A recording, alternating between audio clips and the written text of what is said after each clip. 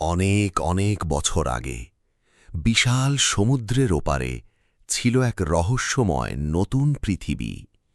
সেখানে আদিবাসী উপজাতিরা শান্তিতে বসবাস করত, প্রকৃতির সাথে গভীর সম্পর্ক গড়ে তোলে। তারপর একদিন দূর দেশ থেকে অভিযাত্রীরা সেখানে এসে পৌঁছায়। সময়ের সাথে সাথে ব্রিটেন সেখানে ১৩টি উপনিবেশ স্থাপন করে।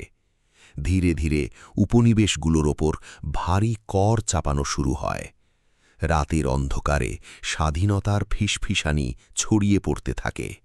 ১৭৭৩ সালের এক ঠান্ডা রাতে ইতিহাস চিরতরে বদলে যায়। অল্প সময়ের মধ্যেই ভয়াবহ যুদ্ধ শুরু হয়ে যায়। এই সংগ্রামের নেতৃত্ব দিচ্ছিলেন সাহসী জর্জ ওয়াশিংটন। ক্ষুধা, তীব্র শীত আর অসংখ্য কষ্টের মধ্যেও তারা লড়াই চালিয়ে যায়।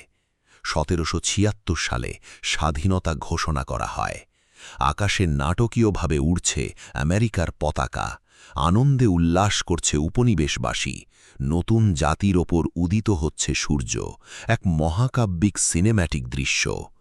এরপর দেশটি দ্রুত উন্নতি করতে শুরু করে, কিন্তু দাসপ্রথাকে ঘিরে গভীর বিভাজন জাতিটিকে ভেতর থেকে ভেঙে দেয়। অবশেষে গৃহযুদ্ধ শুরু হয়। শেষ পর্যন্ত দাসপ্রথার অবসান ঘটে। এরপর আমেরিকা ধীরে ধীরে বিশ্বের অন্যতম শক্তিশালী দেশে পরিণত হয়।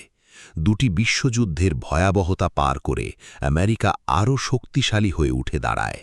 মানুষকে চাঁদে পাঠানো থেকে শুরু করে অবিশ্বাস্য প্রযুক্তিগত বিস্ময় তৈরি পর্যন্ত। আর আজও সেই ইতিহাসের গল্প চলতেই আছে, কারণ ইতিহাস কখনো সত্যিই শেষ হয় না।